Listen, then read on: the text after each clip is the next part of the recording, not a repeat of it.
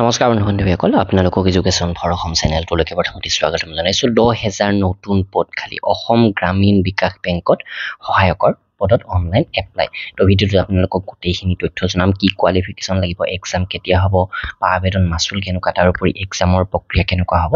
তো প্ৰথমতে ভিডিঅ'টো লাইক কৰিব, আহক ভিডিঅ'টো আৰম্ভ কৰোঁ। তো এইটো হৈছে অফিচিয়েল ফুল এডভাৰটাইজমেণ্ট IBPS RRB 13 অৰ্থাৎ ৰিজিয়নেল ৰুৰেল বেংকৰ এই ভেকেঞ্চিটো।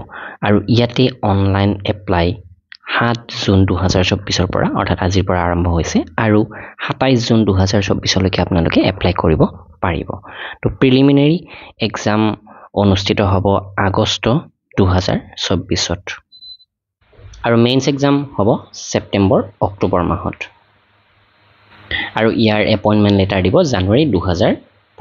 তো RBPSৰ ক্ষেত্ৰত এইটো ভাল, এই যিখিনি এক্সাম তথা এপইণ্টমেণ্টৰ কথা সেইখিনি আগতেই ঘোষণা কৰি থয়।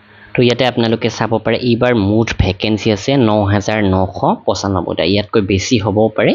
আৰু ইয়াতে প্ৰথমতে অফিচ এছিষ্টেণ্টৰ পোষ্ট আটাইতকৈ বেছি আছে, 5,585টা পোষ্ট আছে অফিচ এছিষ্টেণ্টৰ, যিটোৰ কাৰণে শিক্ষাগত অৰ্হতা লাগে bachelor degree in any stream, অৰ্থাৎ আৰ্ট ছায়েন্স কমাৰ্চ যিকোনো ষ্ট্ৰীমৰ পৰা আপোনালোকে গ্ৰেজুৱেশ্যন কৰিছে তেনেহ'লে এপ্লাই কৰিব পাৰিব।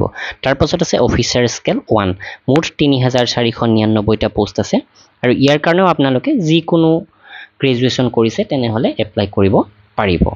Officer scale 2 general banking officer, তো ইয়াতে মুঠ 496টা পোষ্ট আছে আৰু ইয়াতে বেচেলৰ ডিগ্ৰী এনি ষ্ট্ৰীমৰ পৰা, কিন্তু মিনিমাম 50% মাৰ্ক থাকিব লাগিব আৰু 2 বছৰৰ অভিজ্ঞতা থাকিব লাগিব। ঠিক তেনেকৈ officer scale 2 information technology officer 94টা, অফিচাৰ স্কেল 2 চাৰ্টাৰ্ড একাউণ্টেণ্টৰ 60টা পোষ্ট আছে।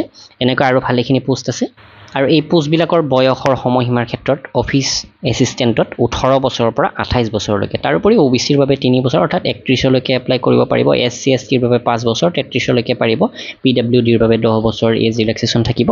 অফিচাৰ স্কেল 1 এই পোষ্টটোৰ বাবে বয়সৰ সময়সীমা 18ৰ পৰা 30 বছৰ ৰাখিছে আৰু আপোনালোকে এজ ৰিলেক্সেশ্যন নিশ্চয় পাব ইয়াতেও।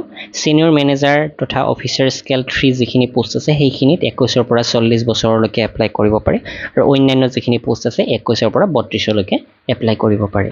আৰু আগন্তুক অসম পুলিচ, ADRE আদি এক্সামৰ বাবে যদি অসমীয়া মাধ্যমৰ PDF কিতাপ কিনিব বিচাৰে আপোনালোকে assamgkpdf.com ভিজিট কৰিব। 40,000 সম্পূৰ্ণ অসমীয়া মাধ্যমৰ প্ৰশ্ন উত্তৰ মাথো 499 টকাত পাব।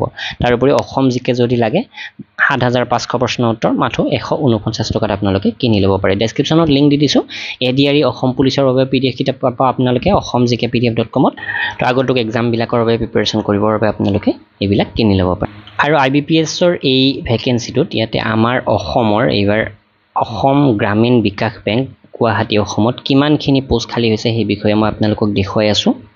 তো প্ৰায় 76টা পেজত এই এডভাৰটাইজমেণ্টটো প্ৰকাশ কৰিছে আৰু ইয়াতে চাওক আমাৰ অসমৰ অসম গ্ৰামীণ বিকাশ বেংকত অফিচ এছিষ্টেণ্ট মাল্টিপাৰপ'জৰ মুঠ ভেকেঞ্চি আছে এইবাৰ 224টা, য'ত SCৰ বাবে 47টা, STৰ বাবে 12টা, OBC NCL 50টা, EWSৰ 22টা আৰু জেনেৰেলৰ 93টা পোষ্ট আছে।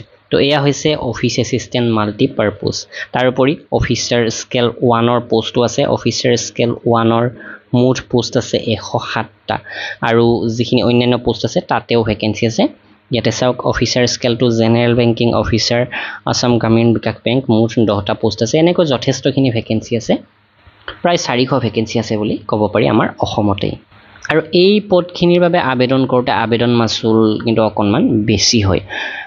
অফিচাৰ স্কেল 1, 2, 3 এই পোষ্টখিনিৰ বাবে জেনেৰেল তথা OBC কেণ্ডিডেটৰ 850 টকা আৰু SC ST PWD কেণ্ডিডেটৰ বাবে 175 টকা। আৰু অফিচ এছিষ্টেণ্ট মাল্টিপাৰপ'জৰ ক্ষেত্ৰতো একেই, 850 টকা তথা SC ST PWD এক্স ছাৰ্ভিচমেনৰ বাবে 175 টকা।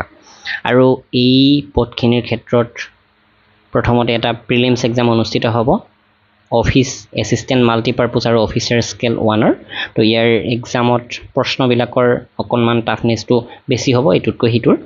অফিচ এছিষ্টেণ্ট মাল্টিপাৰপ'জৰ এক্সামটো অকণমান ইজি হ'ব আৰু ইয়াতে অফিচাৰ স্কেল 1ৰ এক্সামটো অকণমান কঠিন হ'ব তাৰ তুলনাত।